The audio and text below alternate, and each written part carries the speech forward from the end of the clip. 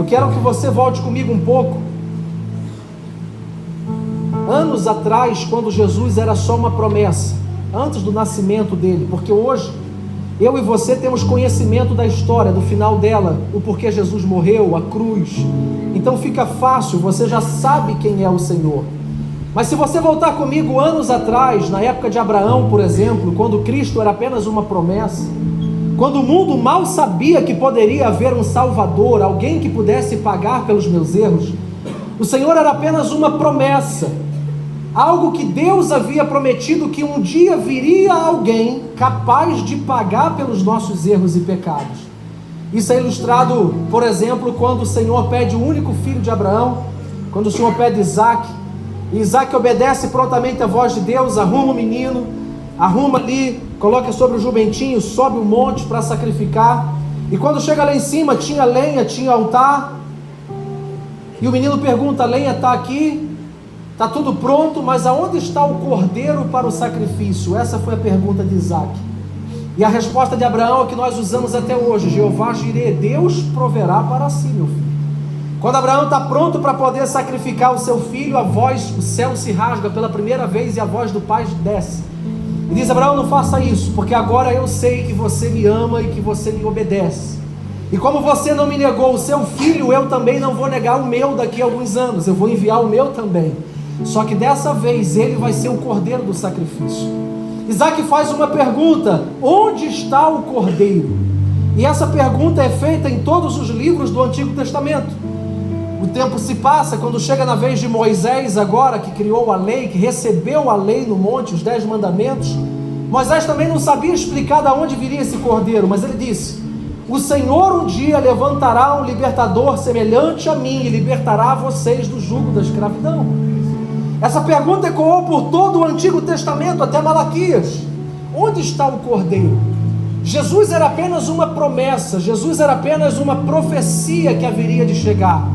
Mas agora, na plenitude dos tempos, diz a palavra do Senhor, havendo chegado à plenitude dos tempos, o dia exato que Jesus deveria de vir, ele agora recebe uma ordem para descer, para vir na terra. A palavra do Senhor diz em Filipenses que ele deixou a sua glória, ele deixou a sua coroa, ele deixou o seu trono, e ele desce agora na forma de servo, na forma de ser humano, para poder viver entre nós, sofrer o que nós sofremos e sentir o que nós sentimos, para poder saber aquilo que nós padecemos, mas mesmo assim, diz a palavra, sem pecado algum, sem erro algum, ele viveu entre nós.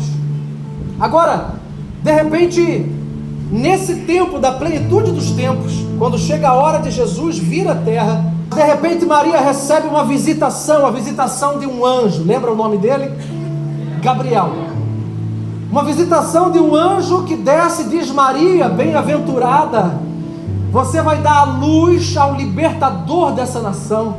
Aquela mulher não entendeu nada e disse: não temas, porque o Senhor é contigo, bem-aventurada, agraciada. O que o anjo veio trazer para Maria? A mensagem de que ela iria dar a luz a um libertador, mas o anjo trouxe um nome. Você já parou para perceber que o nome de Jesus não foi dado pelos seus pais emprestados? Não foi José quem deu o nome de Jesus, não foi Maria quem deu o nome de Jesus e nem um parente. Jesus recebeu o seu nome diretamente do céu. E por que Jesus recebeu o nome do céu e não da terra?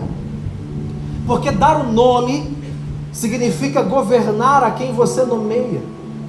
Olha no Gênesis, por exemplo, quando o Senhor criou todas as coisas, e Ele criou os animais, Ele trouxe os animais até Adão, para ver como Adão os chamava, e a forma como Adão chamava aqueles animais, assim eles seriam. Então o Senhor criava: Adão, que nome você dá para esse aqui? Senhor, esse tem juba, esse vai chamar leão. Adão, e esse outro animal? Esse tem a tromba muito grande, vai chamar elefante. E aquele outro peixão que está ali no mar? E aquele é muito grande, vai chamar baleia. E a forma como Adão nomeava os animais, as características se apossavam daqueles animais. O que eu aprendo com isso? Que dar nome, nomear ambientes, coisas, pessoas, o falar é espiritual. Os céus não permitiram que Jesus recebesse nome da terra, porque senão Jesus seria submisso à terra. Mas ele recebeu um nome que é o sobre todo nome, o nome que vem dos céus, porque ele responderia desde o dia do nascimento unicamente ao Pai, unicamente aos céus. Mas eu aprendo com isso, que a forma como você chama hoje, como você decreta hoje as áreas da tua vida, assim será. Como você chama a tua casa, como você chama esses pequeninos que estavam dançando aqui, os teus filhos, como você chama o teu casamento, como você chama o teu trabalho, como você chama as dificuldades que você tem enfrentado, a tua boca tem poder para determinar como serão. Quem está entendendo isso? Agora, louvado seja Deus, o Senhor te conceda mais 5 filhos.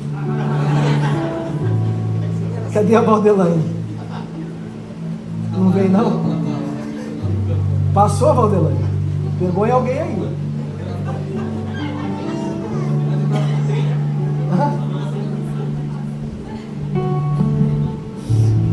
Então, dar nome é espiritual, falar é espiritual. Falar é a coisa mais parecida com Deus que você vai poder ver na vida de alguém. 2 coisas: exercer misericórdia e falar. Nenhum outro ser, a não ser os seres espirituais, nós e os anjos, falam. Os animais se comunicam, mas não falam. Só pode falar quem é espiritual, porque falar é espiritual. E disse Deus: haja luz, e houve. Porque quando Deus fala, Ele cria. Quando Deus fala, já é. Então quando você recebe uma palavra, uma profecia, algo arde no teu coração, Deus falou contigo, não é que vai acontecer, já está sendo. Por isso, quando Jesus chama Pedro para andar sobre as águas, Ele diz: vem! A ponte se criou no exato momento. A palavra foi uma ponte para Pedro andar sobre as ondas do mar, porque Jesus disse, então assim foi feito. Quem está entendendo? Então falar, dar nome, significa governar. Agora, por que você acha, por exemplo, no Vale dos Ossos Secos, ele está diante do Vale dos Ossos Secos, aquele profeta Ezequiel, pensa um vale, só tinha ossos, tudo morto, sequíssimos, tudo mirrado, e Deus faz uma pergunta para aquele profeta: por um acaso pode esse vale viver? Você acredita que pode? Aí o profeta disse: tu sabes, Senhor. Então o Senhor retruca de novo: então fala, porque se você acredita, então começa a falar, porque não adianta você acreditar e não começar a tomar posição de profetizar para o ambiente mudar. Então se eu acredito, então fale. Se você acredita, então profetiza. Pergunta para quem está do teu lado: você acredita que pode mudar? Então profetiza. Porque falar é espiritual, porque falar muda ambientes, porque falar transforma lugares. Então eu creio que o Senhor pode fazer algo na minha casa, então profetiza. Eu creio que o Senhor pode mudar a minha vida econômica, então profetiza. Eu creio na cura e na restauração física, declare, profetize, porque se você quer mudança, comece mudando as tuas palavras, comece mudando o que vai na tua boca, comece mudando o que você abre a boca e fala como primeiro no teu dia. Ah, que saco, mais um dia, que droga, que porcaria de dia. Muda as tuas palavras. Senhor, eu te convido a estar comigo nesse dia, e eu declaro que esse dia será vitorioso para a glória do teu nome. Não porque eu sou bom, mas porque tu estás comigo, não temerei mal nenhum. Muda as tuas palavras, e os ambientes ao teu redor irão mudar também. Agora, dar nome também é pertencer a alguém. Isaías 43:1 diz o seguinte: eu te chamei pelo teu nome, por isso tu és meu. Se o Senhor deu o nome a Jesus, isso significa que Ele responderia unicamente ao Senhor. Mas agora, como isso se aplica a nós? Jeremias capítulo 1 e o verso 5 diz: ainda tu não tinhas sido formado completamente, no ventre da tua mãe eu já te conhecia. Salmo 139 repete a mesma coisa. Tu era uma substância informe, eu já te conhecia, e escrevi todos os dias da tua vida, eu te chamei pelo teu nome. Sabe o que eu aprendo com isso? Quem deu o teu nome não foi o teu papai e a tua mãe somente.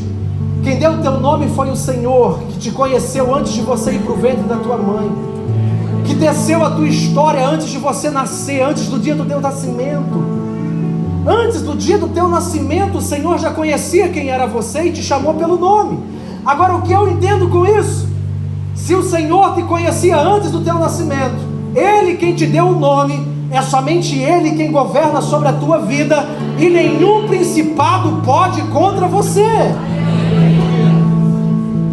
Então, quando vier acusações do inimigo, quando vier acusações e levantes e ataques do maligno contra a tua vida, e Satanás tentar te acusar e lembrar o teu passado e apontar os teus erros, faça uma simples oração para ele ouvir. Diga: Satanás, eu tenho um nome, e foi o meu pai que me deu, e eu respondo unicamente a ele, e é somente ele que governa sobre a minha vida. Por isso o anjo chega e diz: Maria, o nome do menino vai ser... Não está com medo de demoniado, irmão? Eu tenho medo de falar o nome de Jesus, quem tem medo de demoniar. Vamos de novo. Maria, o nome do menino será... Jesus. Ele será grande sobre a terra. Ele será libertador. Ele vai trazer consolo para essa nação. Jesus então deixa de ser uma promessa e passa a ser agora realidade. Engraçado que Maria questiona o anjo: como poderá isso acontecer se eu ainda não me casei? Eu sou virgem. O anjo disse: não temas, porque a sombra do Altíssimo te cobrirá, e o Senhor irá gerar Cristo dentro de você. Agora é interessante que Maria questiona, e o anjo tem paciência para responder, diferente agora do que aconteceu com o pai de João Batista. Quando o pai de João Batista recebe a visitação do anjo, e ele diz: olha, a tua esposa Isabel, ela vai dar à luz a um menino que vai ser profeta também. Ele questiona como pode isso acontecer, é o mesmo questionamento de Maria. Como pode isso acontecer? Porque nós já somos velhos. Agora olha que interessante, o anjo tem paciência para responder a Maria, mas não tem paciência para responder aquele homem, porque ele era sumo sacerdote. Ele já deveria estar com a fé lá em cima, acreditando que iria acontecer. É o versículo que às vezes nós usamos fora de contexto: a quem muito é dado, muito é cobrado. Você é sacerdote, você deveria acreditar. Ela era apenas uma menina. Então ele fica mudo até o nascimento do menino. Ele não consegue falar enquanto o menino não nasce. Isso significa para mim que existe alguns tempos da nossa vida que nós estamos como que sem palavras para testemunhar, sem cântico de alegria, sem testemunho de vida. Veja se é porque você parou de acreditar na transformação e na mudança do Senhor. Porque enquanto existe fé para acreditar que o Senhor pode mudar, transformar e fazer, e que o milagre está por vir, existe testemunho de vida na tua boca. Mas quando você para de acreditar, não te resta mais nada a não ser ficar mudo com o teu sofrimento.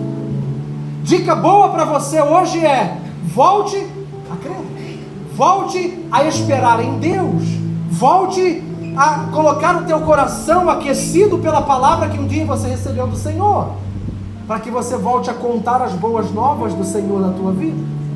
Agora o menino nasce, e o menino não nasce, Jesus não nasce num lugar de luxo. Não havia lugar para Jesus nos hotéis, não havia lugar para Jesus nas casas, no império. Jesus nasce, você sabe, num estábulo, onde havia uma manjedoura, um lugar onde alimentavam os animais, os bichos. Jesus nasce lá, nesse lugar mais humilde que poderia ter. Não nasceu na rua por misericórdia, porque havia lugar ainda no estábulo. Agora o interessante é que Jesus estava nascendo ali, naquele lugar humilde, sem muito recurso. Mas porque Jesus estava nascendo ali, já haviam 3 pessoas com os 3 presentes mais caros que haviam na época, trazendo para o Senhor. Ele recebeu os 3 presentes, você lembra quais são? Ouro, incenso. Os 3 presentes mais caros que haviam na época, Jesus ganhou. Por quê? Porque não é o lugar, não é a casa, não é o trabalho, não é a minha habilidade, não é o que eu sei fazer ou o que eu não sei fazer, mas é o quanto de Cristo está nascendo na minha vida.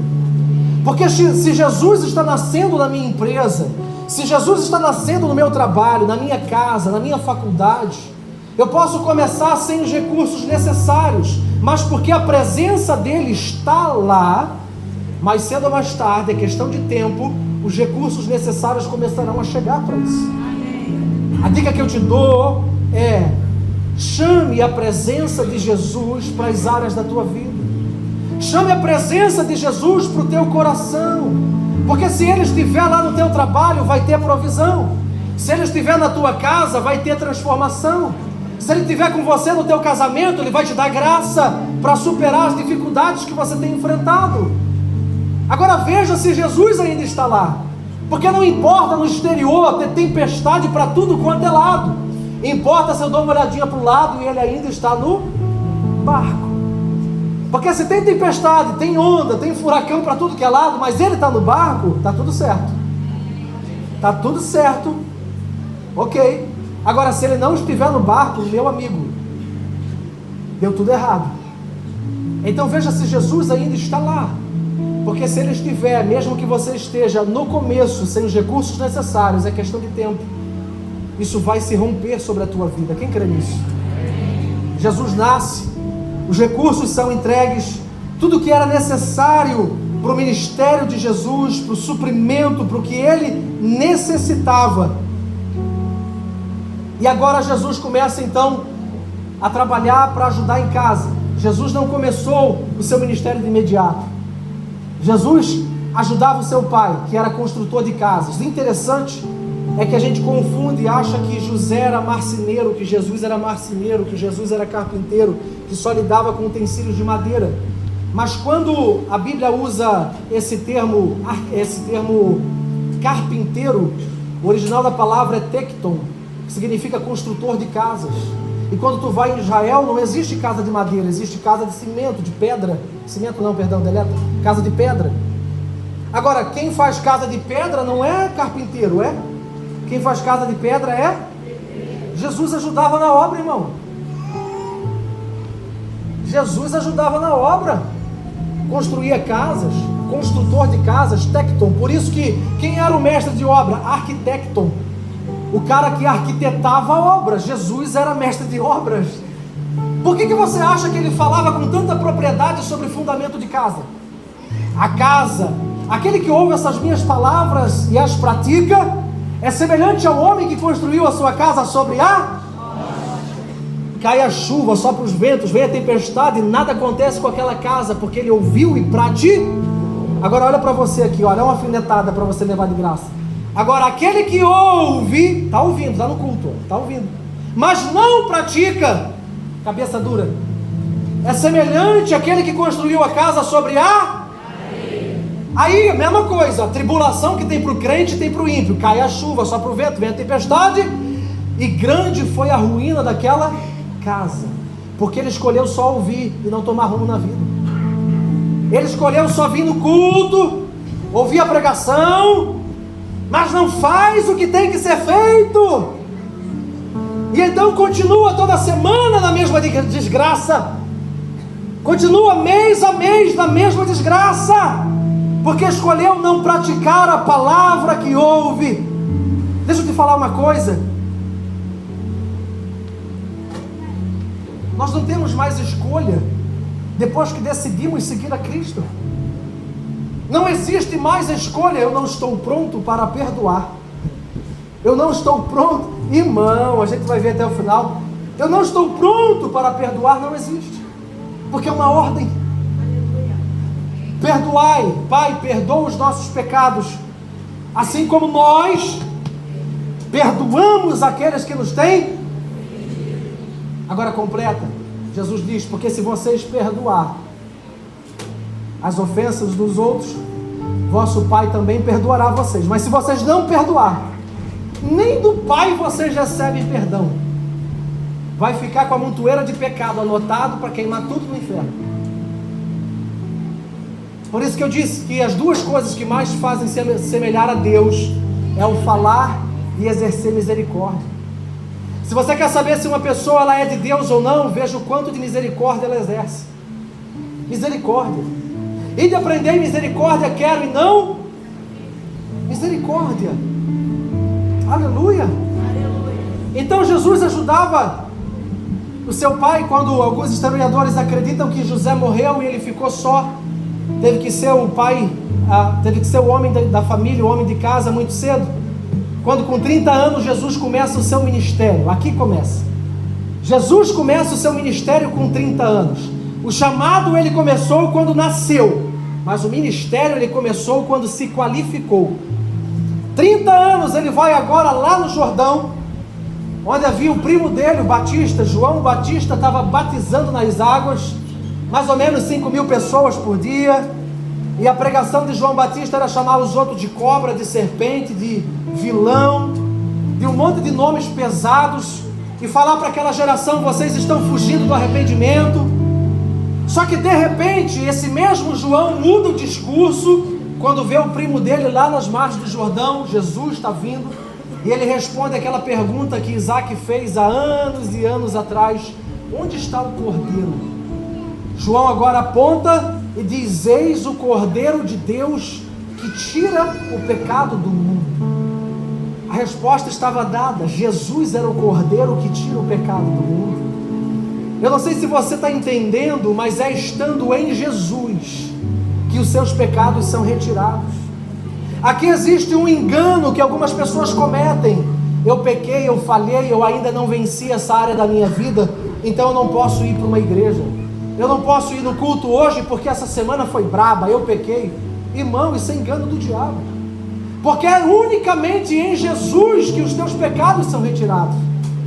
É a síndrome de Adão: quando peca se esconde, mas a presença vem atrás e diz: Adão, onde você está?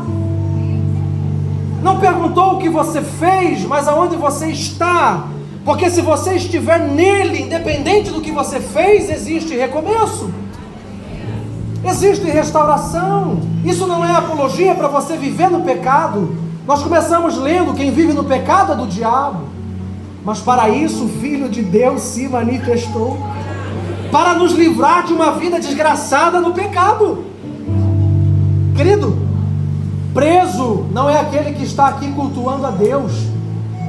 Preso não é aquele que está vivendo uma vida em santidade, em que as pessoas do mundo dizem: você não pode nada, você é preso, você é crente, você não pode isso, não pode aquilo, não pode aquilo outro. Preso não é esse. Preso é aquele que não consegue ficar sem a sua cerveja, sem o seu cigarro, não consegue ficar sem a sua prostituição, não consegue ficar sem a sua pornografia, não consegue ficar. Esse é o preso no pecado. Mas por isso Jesus veio para quebrar as correntes do pecado. Jesus se manifestou para te dar uma nova vida, uma vida liberta, uma vida que não é que você não pode fazer, mas é que você é livre e não precisa mais fazer. Posso todas as coisas, mas nem tudo me é lícito, nem tudo me convém. Para quê? Aquilo que vai destruir o meu próprio corpo ou o corpo do outro, eu não preciso mais. E a maioria das coisas que nós cometemos de pecado tem a ver com as carências da nossa alma. Para pensar. Quando a tua alma está lá para baixo, quando você está mal e você quer preencher um vazio, um vácuo, você corre para algum tipo de vício. Mas é estando em Jesus, o cordeiro que tira o pecado do mundo, que nós conseguimos vencer os vícios. Como que se vence um vício? Com um amor e uma paixão maior ainda do que você tinha pelo vício. Eu era preso naquela área, mas agora eu sou muito mais apaixonado pela pessoa de Jesus, e aquilo não me chama mais a atenção. Então Jesus é batizado nas águas. A resposta é dada: eis o cordeiro que tira o pecado do mundo. Agora é interessante que quando ele volta das águas, o céu se abre outra vez, igual abriu lá com Abraão. Só que agora o céu se rasga e vem a voz do Pai dizendo: esse é o meu Filho amado, em quem eu muito amo. Agora, Jesus não tinha feito nenhum trabalho, nenhum milagre. Jesus não tinha inaugurado o ministério, e o céu já estava abrindo com a voz do Pai dizendo: eu te amo. Isso me ensina que o Senhor não nos chama pelo nosso trabalho, mas pelo nosso coração. Não é porque você sabe fazer, ou fez bem, ou deixou de fazer, mas é porque simplesmente você não pode fazer nada mais para Deus te amar, e nada menos para Deus deixar de te amar. Simplesmente o Senhor ama, e tem um amor incondicional por cada um de nós. Aleluia! Esse é o meu Filho amado, em quem eu tenho muito prazer.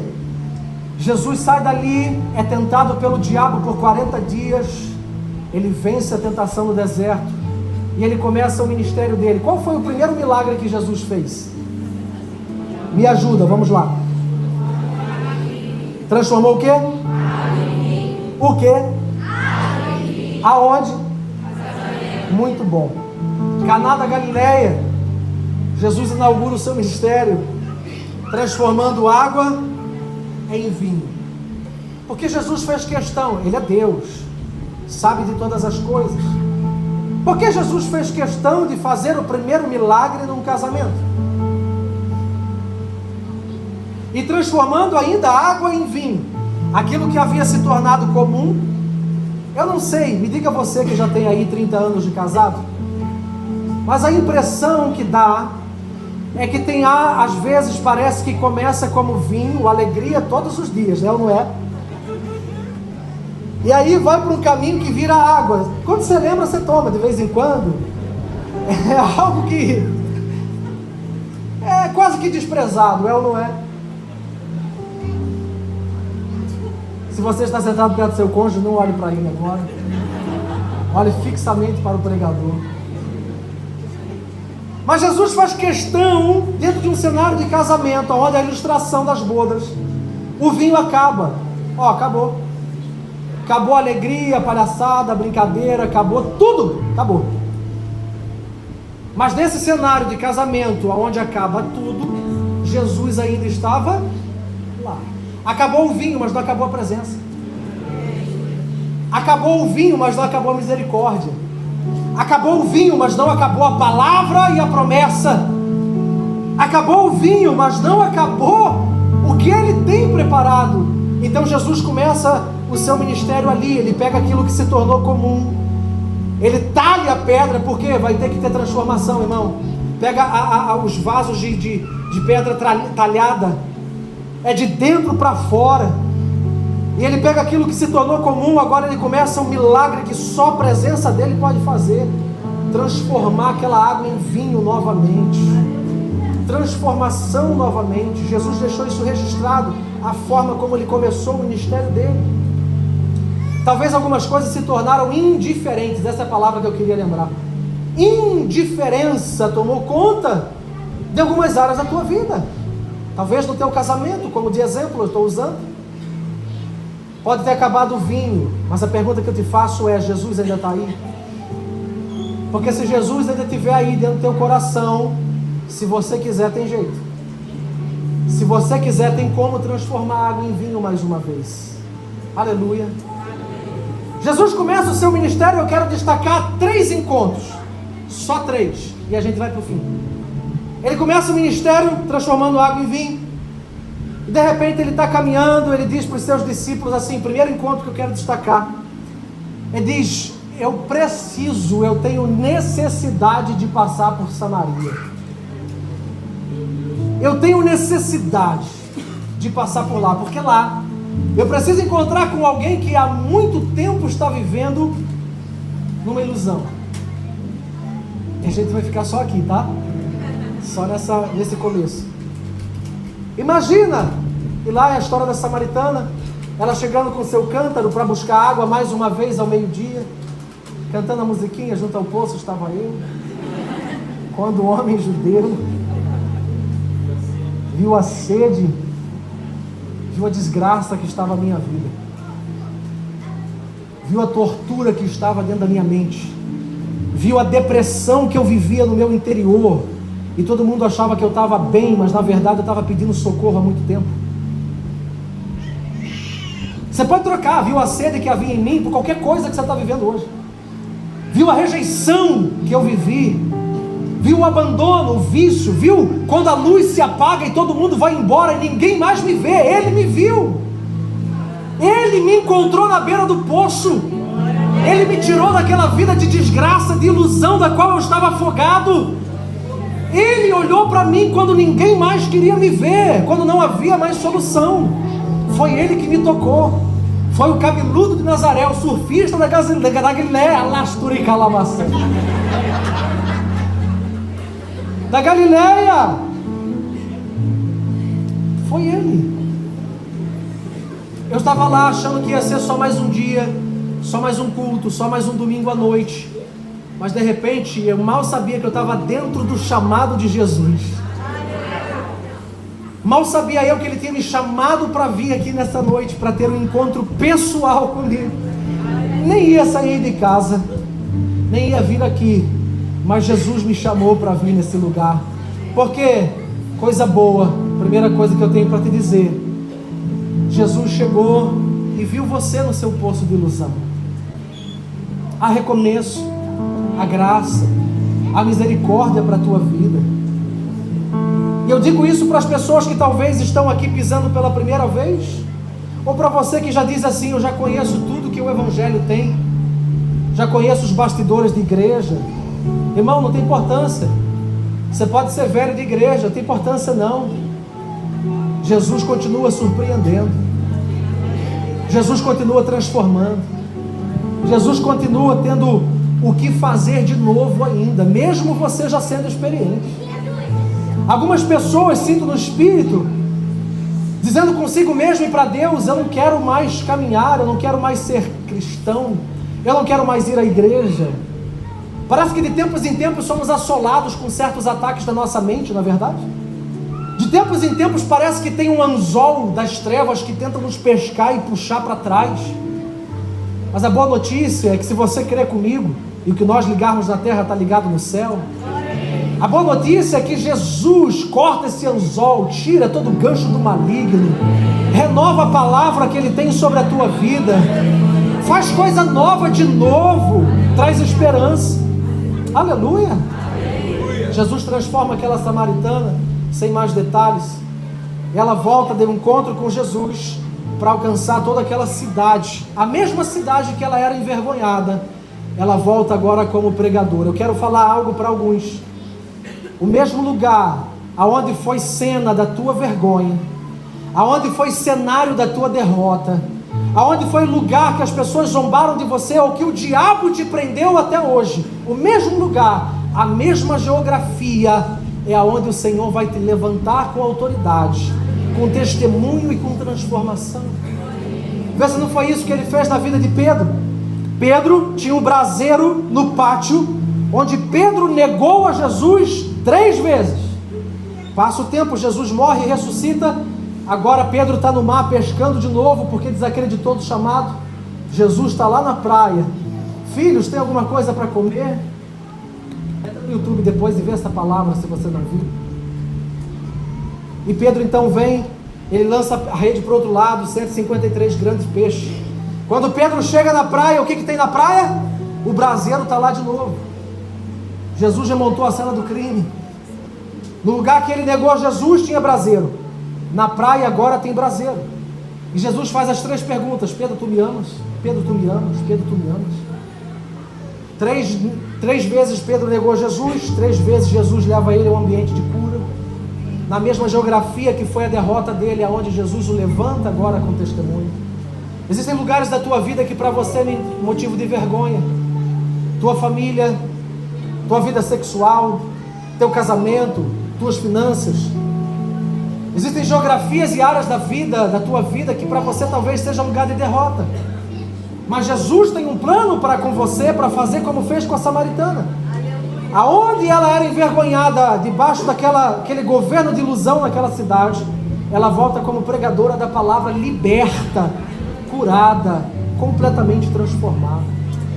O segundo encontro que Jesus teve foi com o filho do Timeu, lembra disso? Quando a gente conhece aquele cego como Bartimeu, e na verdade Bartimeu nada mais é do que filho do Timeu, aquele cego que teve seus olhos vazados quando ainda era uma criança, quando o Império de Roma tomou conta daquela cidade, Jerusalém, assassinou os seus pais, e a última cena que aquela criança tinha visto foi os seus pais sendo mortos na sua frente. E depois Roma vazou os olhos daquela criança, e agora ele era um adulto cego, com os olhos vazados desde a infância. A última imagem que teve foi o assassinato dos pais. Agora ele está na beira do caminho, deixado na beira do caminho para mendigar, para pedir esmola o resto da vida. Mas de repente passa um Jesus, o filho de Davi. Ele, cego fisicamente, porém vendo no espírito, discerne que quem estava ali tinha o poder para transformar a sua vida. E ele começa a gritar desesperadamente: Jesus, filho de Davi, tem misericórdia de mim. Talvez essa é a melhor oração que alguns de nós podem fazer hoje, sabia? Talvez você não tenha força para orar nos últimos dias, mas você ainda pode gritar, tirar um desespero de dentro da tua alma, dizendo: Jesus, filho de Davi, tem misericórdia de mim. Tem misericórdia do tempo que eu estou enfrentando. Tem misericórdia, Senhor. Me faltam as palavras para orar, mas eu sei que o Senhor ainda pode transformar a minha vida. Você sabe a história? Jesus cura aquele cego. Jesus, como filho de Davi, era rei, podia restaurar dinheiro, casa e bens que aquele menino perdeu. Mas aquele cego entende a profecia. Ele não chama ele de rei, chama de Jesus, porque como rei ele poderia restaurar bens e coisas físicas, mas como Jesus, ele poderia fazer aquilo que nenhum outro rei da terra poderia fazer, que é dar de volta a visão, a perspectiva de vida para aquele cego. Agora, Jesus, depois desses muitos encontros que teve, por último, eu não poderia deixar de falar da mulher adúltera. João capítulo 8, lembra dessa cena? Quando Jesus está passando e de repente tem uma mulher pega em flagrante no adultério.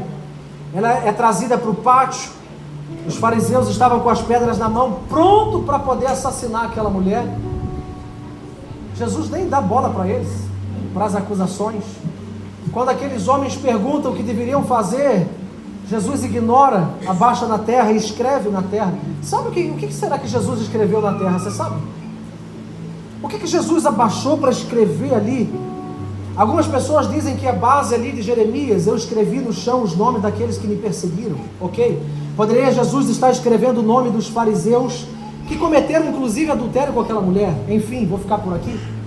Mas também pode ser Jesus escrevendo o auge do mandamento que ele mesmo proferiu, resumindo a lei e os profetas: amarás a Deus sobre todas as coisas e, pelo amor de Deus, não me envergonhe, amarás ao Senhor teu Deus sobre todas as coisas e ao próximo como a ti mesmo. Depois Jesus, vendo a religiosidade daqueles corações, por isso eu disse: se você quer saber se é parecido com Deus, veja a misericórdia que você exerce. Vendo a religiosidade daqueles corações, a insistência deles, Jesus então diz para eles: aquele que não tiver pecado, que atire a primeira pedra, pode matar. E a palavra do Senhor diz que todos eles, deixando as pedras, foram embora. Sabe o que eu aprendo? Que quando você está na presença do Senhor, vivendo a misericórdia de Cristo, vão haver ambientes, vão haver momentos em que a graça de Jesus fará com que os acusadores vão embora, com que os perseguidores vão embora, com que as vozes de acusação vão embora, e no final de tudo fica aquela mulher arrependida e a presença de Jesus consolando ela. Mulher, cadê os teus acusadores? Eles não te acusaram? Não, Senhor, então eu também não te acuso. Vai e não peques mais, para que não te aconteça algo pior. Aquela mulher é restaurada por Cristo, é alcançada pela misericórdia dele. Sabe o que eu aprendo com isso? Nenhum pecado que a gente pode cometer, nenhum, ouça-me bem agora, ouça-me, nenhum pecado que a gente possa cometer é suficientemente capaz de surpreender a Jesus. Nenhum pecado, nenhum erro vai surpreender o Senhor. Jesus não está bravo com você. Às vezes a gente tem a impressão de, porque nós fomos criados com pais terrenos que não souberam nos tratar com afeto e amor devido, às vezes nós achamos que Deus também é assim, fica melancólico, bravo. Jesus fica bravo. Você não orou hoje, também não olhe na minha cara. Você não leu o provérbio do dia, não fale comigo nesse dia. Você falhou, você é um mau filho. Jesus não é Papai Noel que dá presente para aqueles que se comportaram, querido. Papai Noel é do diabo. Oh, desculpa, tem criança aqui, né? Agora já foi, o altar frustrou. Mas Jesus não recompensa os que se comportaram bem. Jesus é a recompensa dos arrependidos.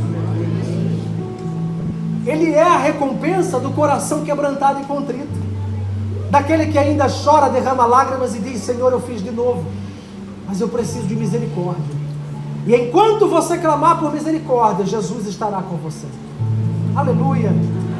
Depois desses encontros, Jesus começa a rota da crucificação.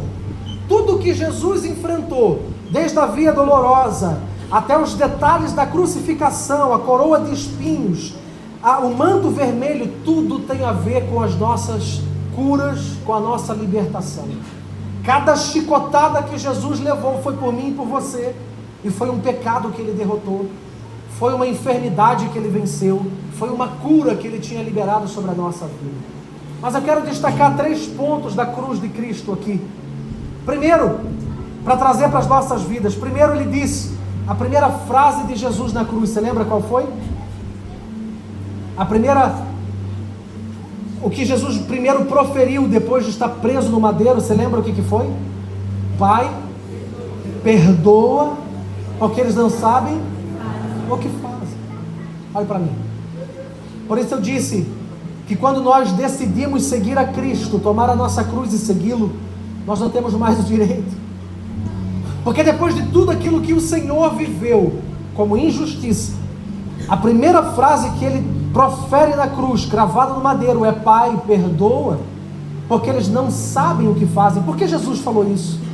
Porque ele sabia que o mundo jaz no... e que os malfeitores que causaram aquilo contra ele estavam influenciados pelas trevas. Por isso Paulo escreve aos Efésios, capítulo 6, diz: nossa luta não é contra a carne, nem contra o sangue, mas contra principados, potestades e dominadores deste mundo tenebroso. A nossa luta não é contra seu pai, sua mãe, sua esposa, seu marido. Ei, entenda isso, pelo amor de Deus. A sua luta não é contra o seu patrão, o seu vizinho, o seu tio, o seu primo, o seu amigo, o seu irmão. A sua luta são contra demônios que querem levar a sua vida, espíritos malignos que querem destruir. É para ver se está ligado. Espíritos malignos que querem destruir, arruinar o seu casamento. Deixa eu falar uma coisa que vai doer dentro de você. Só para quem é casado vai doer. Quem é solteiro, vou falar outra coisa depois. Para quem é casado, deixa eu falar uma coisa para doer. Seu marido não é seu inimigo. Sua esposa não é sua inimiga. Ele pode endemoniar de vez em quando, mas ele não é seu inimigo. Por mais que você jure de pé junto, ele é um endemoniado. Não é. O mundo jaz no maligno. Satanás se aproveita de feridas não curadas da nossa alma. Uma discussão, uma palavra mal colocada, ou uma gota de água. Aí você diz assim: gota d'água transborda esse copo? Sim. Se ele tiver pela beirada aqui, ó, na borda, uma gota é capaz de... Então gota d'água transborda. O que é isso? Atitudes que se repetem ao longo de anos, que vai desgastando o emocional, desgastando o coração, desgastando o relacionamento. Porém, eu sei, você tem razão, está tudo bem. Isso, vai aí. Está tudo bem. Porém, mesmo você tendo entrado nessa gota d'água e tendo transbordado, a tua luta não é contra carne e sangue. É contra os demônios que talvez batem palma quando você toma a decisão errada. Pastor, então tem que ser feita de trouxa? Não. Você tem que voltar a profetizar no vale. Ou crer que Jesus ainda tem promessa. Aleluia. Então, Pai, perdoa porque eles não sabem o que fazem. Eles estão influenciados pelo maligno. Então eu vou perdoar. Nós não temos escolha senão o perdão, querido. Nós não temos outro caminho senão o perdão. Segunda coisa: Eli, Eli, lama sabachthani. Deus meu, por que você me abandonou? Olha o que acontece num determinado momento com Jesus quando ele está na cruz. Esse é o penúltimo ponto para a gente terminar. Abra sua Bíblia em Lucas, capítulo 23. Evangelho de Lucas, capítulo 23.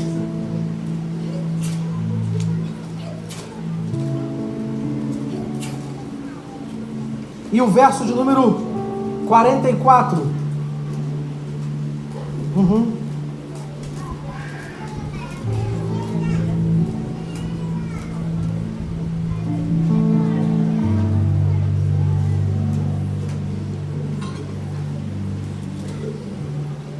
Lucas 23, 44. Já era quase a hora. Que hora? Aí tá o quê? Tá meio-dia? Ah, legal, já tá traduzido. Tá bem, pode deixar aí.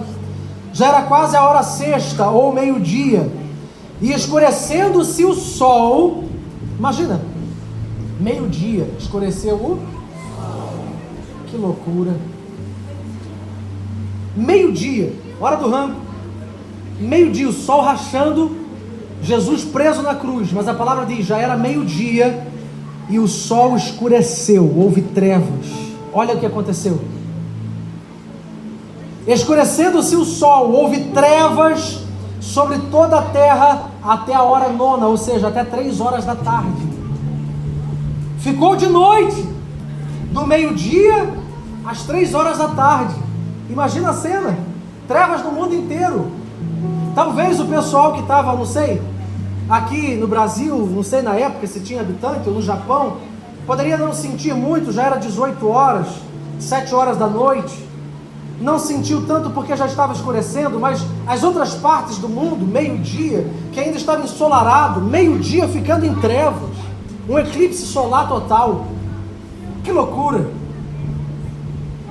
Trevas sobre a terra até as 3 horas da tarde. E então rasgou-se pelo meio o véu do santuário. Diga aleluia. Aleluia. Então Jesus clamou em alta voz: Pai, nas tuas mãos eu entrego o meu espírito.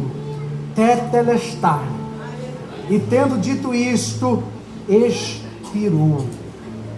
Meio-dia, de novo volta esse cenário do meio-dia. Isso me faz lembrar de Salmo 91, aquele que habita nos esconderijos do Altíssimo, lembra disso? Ele te livrará da mortandade, da praga que assola, que horas? Meio-dia. É como se Jesus agora está na cruz, Eli lama sabachthani, há uma separação entre ele e o Pai. Por quê? Porque o Pai quis ir embora? Não, porque Jesus iria agora absorver, captar todo o pecado meu e seu, de toda a humanidade de uma vez só. O Pai é santo, o Espírito Santo é santo, somente o Filho poderia cumprir essa missão. Ele puxa para si mesmo, ele levou sobre si as nossas dores, enfermidades, pecados e transgressões. O castigo que nos traz a paz estava sobre ele, pelas suas pisaduras fomos. Do meio-dia às 3 da tarde, trevas sobre a terra. O Filho de Deus estava recebendo toda a condenação da humanidade. As trevas vieram até a cruz. Imagina, o Filho de Deus está na terra. Hoje, o Espírito Santo está dentro de cada um de nós. Então há uma pulverização dos espíritos malignos sobre a face da terra. Tem um bocadinho de demônio para cada cidade, para cada pessoa, está espalhado por aí. Mas naquela ocasião, era o Filho de Deus que estava na cruz, ou seja, Satanás e todos os demônios estavam perante a cruz. Você já parou para pensar nisso? Os principados, as potestades, todos os espíritos malignos de uma só vez, reunidos. Que trevas foi essa que se reuniu ali?